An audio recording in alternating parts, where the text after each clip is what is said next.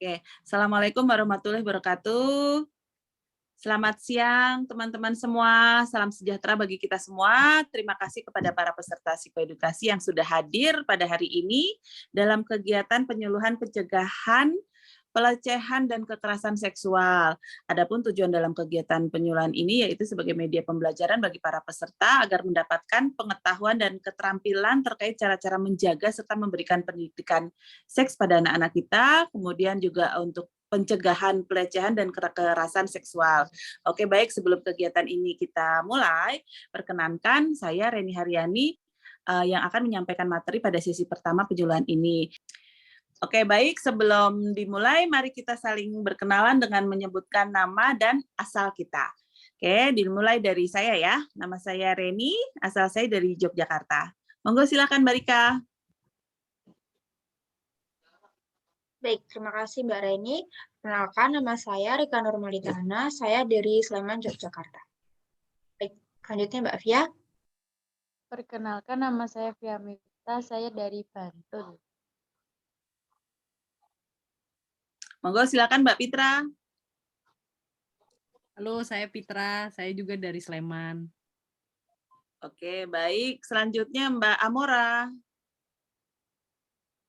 Baik, nama saya Amora, saya dari Surabaya. Oke, terima kasih Mbak Amora. Monggo Jeng Tari. Nama saya Tari, saya dari Temanggung. Terima kasih. Oke, semuanya sudah berkenalan dan monggo silakan teman-teman mengerjakan pretest. Pretestnya itu nanti linknya sudah disediakan, sudah di-share di komen. Monggo silakan dikerjakan. Mbak Rika, monggo di-share linknya. Monggo silakan para Mbak-mbak dan Mas-mas untuk mengerjakan pretest tersebut. Saya akan memberikan waktu selama kurang lebih 5 menit. Saya akan memberikan waktu 5 menit. Monggo dimulai dari sekarang ya. Oke. Ya, selesai ya itu ya. Baik, terima kasih Mbak Reni untuk waktunya. Untuk kedua, kita akan membahas untuk kontrak belajar yang akan kita laksanakan pada hari ini.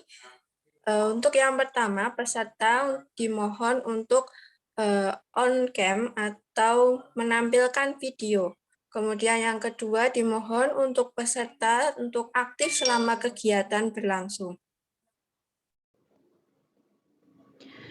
Oke, baik. Terima kasih atas waktunya. Perkenalkan, saya akan memfasilitasi sesi kedua ini, yaitu menyampaikan materi mengenai pencegahan pelecehan dan kekerasan seksual. Oke, apa sih seks itu? Ada yang tahu? Iya. Oke, jadi seks adalah esensi kehidupan dan identitas hakiki manusia.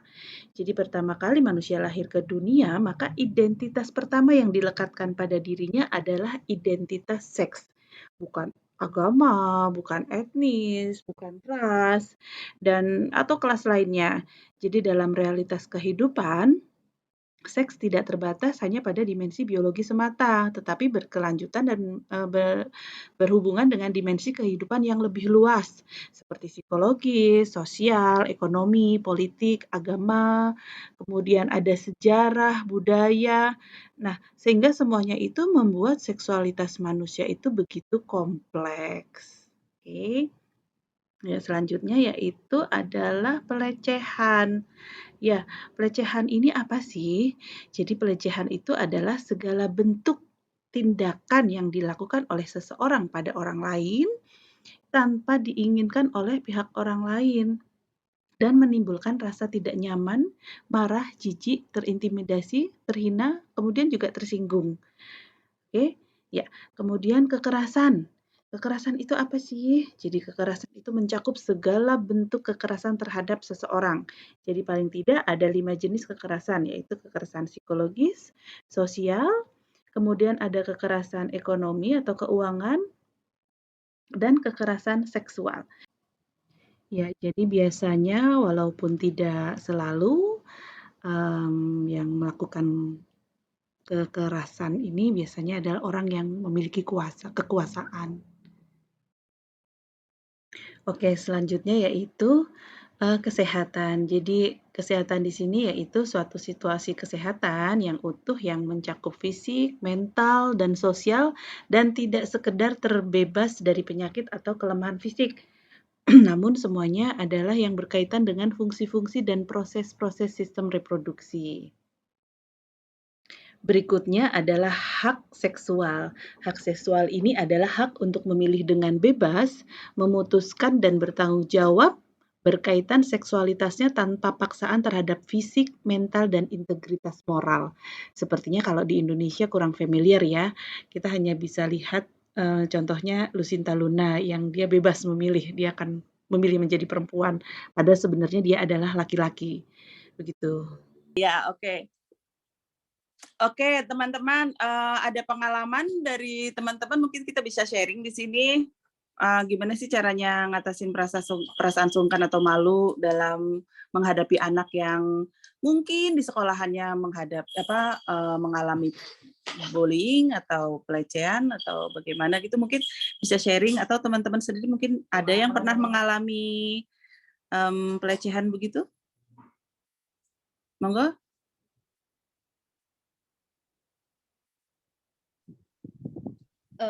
Boleh? Ya, silakan Mbak Amora. Kalau saya itu bukan pelecehan di sekolah sih, tapi lebih kan kalau waktu SMP dulu itu kan saya naik sepeda. Jadi ke sekolah itu jaraknya sekitar 8 kilo, tapi setiap harinya itu saya naik sepeda ontel itu loh. Nah, itu mengalami pelecehannya itu malah lebih ke ini. Tahu kan pasti udah sering mendengar kalau kita naik sepeda ontel terus orang iseng naik sepeda motor terus pegang gitu loh. Nah, lebih kayak gitu sih jadinya. Dan kita pasti refleks kayak lebih ketakut kan, langsung kayak gini sendiri gitu. Udah kita mau ngelawan juga nggak bisa kan posisinya dia lagi naik sepeda motor. Nah, kayak gitu tuh yang masih bingung sih, karena kalau saya lihat sampai sekarang pun masih banyak terjadi gitu. Jangankan orang yang naik sepeda ontel, jalan kaki aja masih bisa digituin gitu loh. Jadi kalau kayak gitu gimana ya kita untuk antisipasi dirinya? Terima kasih. Ya, monggo Mbak Rika bisa menjawab atau Mbak Arum?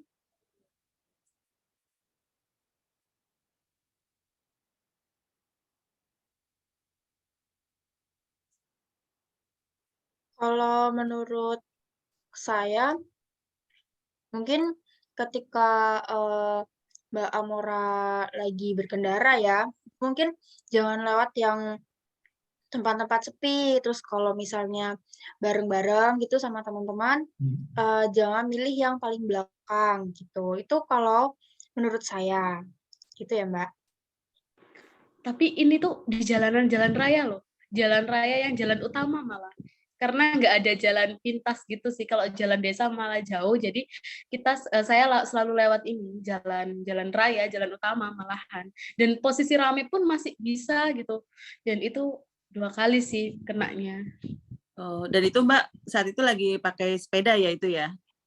Pakai seragam Ya. sekolah, pakai jaket gitu. Jadi ya udah kayak kan seragam sekolah saya juga nggak yang mini-mini gitu loh. Jadi meskipun kayak rok tapi kayak dibentuk celana gitu loh. Karena kan sekolah saya di Katolik kan. Jadi roknya itu berbentuk celana. Jadi kan nggak mungkin sampai terbuka gitu kan. Dan kalau pakai jaket juga gitu. Ya. Monggo ada sharing lagi dari teman-teman yang lain? Mas Sinta? Mbak Arum, monggo. Kalau saya tuh dulu ini pernah di tempat kerja itu atasan saya. Jadi tuh dia kayak kedengeran nggak? Suaranya kadang nggak kedengeran. Apa namanya? Jadi sebelum saya masuk tuh ada teman saya tuh udah di situ gitu kan. Nah terus teman saya tuh suka kayak dirangkul-rangkul gitu. Dipeluk-peluk, dirangkul-rangkul gitu lah. Nah kan kalau saya memang pribadi yang cewek cowok megang sini ke atas aja tuh saya udah geli gitu. Nah, di suatu ketika tuh ya kayak gitu apa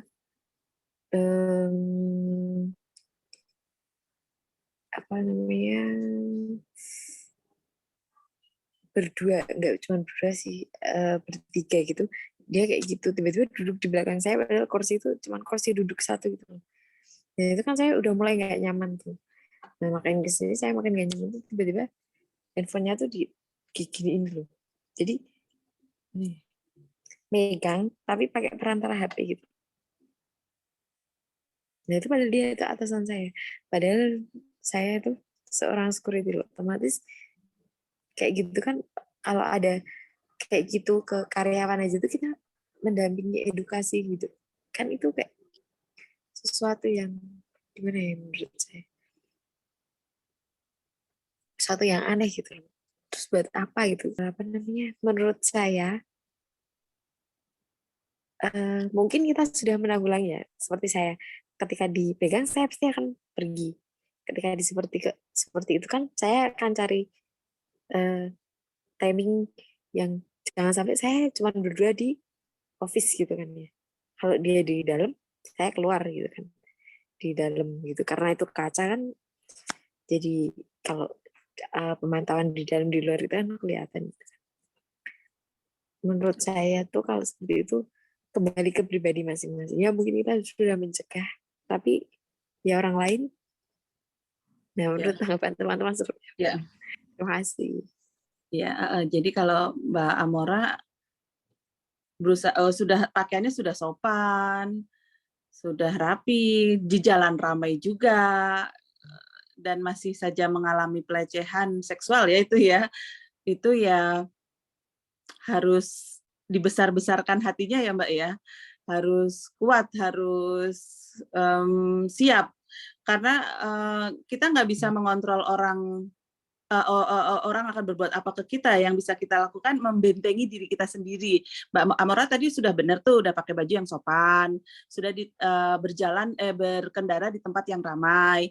Kalau itu sudah dilakukan tapi masih mengalami pelecehan ya kita tidak bisa berbuat apa-apa ya, hanya membesarkan hati Mbak Amora saja, sabar dengan peristiwa itu, lupakan, ikhlaskan, maafkan.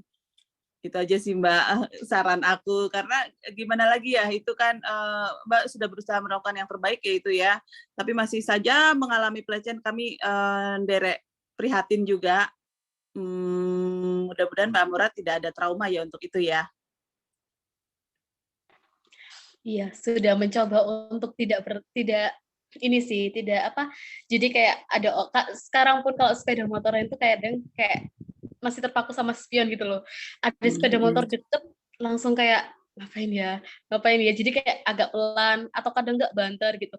Sampai pernah sekali bisa naik sepeda motor ke rumah Gresik, sampai jatuh di tengah jalan karena parno sama orang. Kayak ada orang yang dari aku keluar dari gang rumah mamaku sampai mau nyampe rumah Mojokerto tuh kayak aku diikutin terus. Ternyata malah aku sampai jatuh sendiri, dan ternyata orang yang tadi ngikutin itu padahal kayak dia bakal belok ke persimpangan gitu loh. Cuma mungkin arah, jadi aku yang kayak terlalu overthinking, malah dia yang nolongin. Jadi kayak oh ya udahlah, jadi situ kayak ngambil hikmah, ya udah biarin. Kalau ada orang yang ini ya mungkin dia emang lagi nggak bisa motoran atau apa, jadi kayak mepet atau apa kayak gitu sih. Jadi gitu, belajar untuk tidak trauma terlalu dalam gitu. Iya. Terima kasih tanggapannya. Iya, terima kasih Mbak Amora. Oke, teman-teman, biar enggak bunak, kita ice breaking dulu ya. Monggo Mbak Via, bisa dimulai. 2 lagu dari Mbak Via, 2 lagu dari Mbak Rika. Oke. Yuk. Lagu pertama.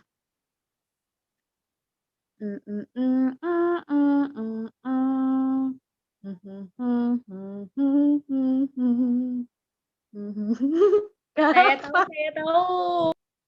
Iya, apa Mbak Amora, monggo. Balonku ada 5 ya.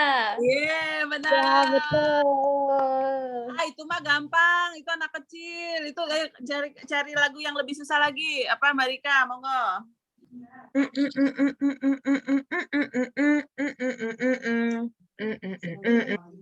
Sambalado. Ya, benar.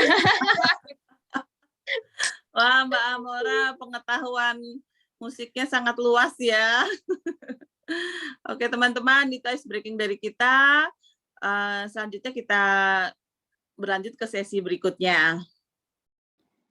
Oke, baik. Terima kasih. Saya akan menyampaikan sesi yang terakhir, sesi ketiga, yaitu menyampaikan materi tentang tips mencegah kekerasan seksual dalam pacaran. Jadi tips yang pertama yaitu kalau kamu dalam hubungan pacaran, jadi sebelum menerima temanmu menjadi pacar, kenali dulu latar belakangnya itu seperti apa. Gali informasi, kamu bisa tanya-tanya ke teman-teman atau ke lingkungan terdekatnya. Kamu juga dianjurkan untuk menyelidiki seperti apa sih dia, gitu. Jadi, dalam proses perkenalan ini kamu kepo nggak apa-apa kok, nggak usah gengsi, gitu ya. Oke, kemudian yang kedua yaitu hindari menuruti kemauan pacar atau putuskan pacar jika ada tanda-tanda dalam hubungan yang eee, menunjukkan hal-hal yang menurutmu sudah mencurigakan. Jadi misalnya kayak rumahnya sepi, terus dia malah ngajak kamu berduaan, kemudian dia mulai menyentuh bagian sensitif kamu, itu tuh kamu harus hati-hati. Oke, kemudian tips yang ketiga yaitu kamu harus ngerti, kamu harus tahu tentang bentuk-bentuk kekerasan seksual itu apa aja dalam pacaran. Oke, kemudian yang keempat, kamu boleh membuka diri dan mengadukan pada orang yang dipercaya untuk bercerita kalau kamu mengalami atau hampir mengalami pelecehan seksual. Jadi kamu bisa cerita ke teman kamu, ke keluarga, ke dosen, ke orang tua, atau siapapun orang yang terdekat dari kamu. Oke, kemudian yang terakhir, jangan ragu untuk mengajak teman atau orang terdekat kamu jika kamu sudah merasakan tanda-tanda mengarah kepada kekerasan seksual, apabila kamu diminta untuk, bertemu dengan dia. Jadi kamu cari teman untuk ketemuan sama, pacar kamu itu. Iya. Baik, menuju ke sesi yang terakhir, yaitu sesi penutup. Terima kasih atas partisipasinya, sehingga psikoedukasi yang kita laksanakan hari ini berjalan dengan lancar. Dan terima kasih atas keikutsertaan dan kehadirannya. Semoga ilmu yang kita berikan ini bermanfaat. Dan semoga dari pengalaman teman-teman juga bisa menambahkan pengalaman. Baik, sebelum mengakhiri acara pada hari ini,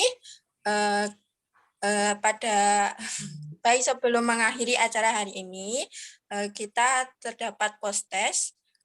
Untuk link akan kami kirimkan. Silahkan untuk peserta dapat mengisi ketika ada waktu senggang, bisa sepulang dari acara sini ataupun sekarang juga bisa, monggo dipersilahkan.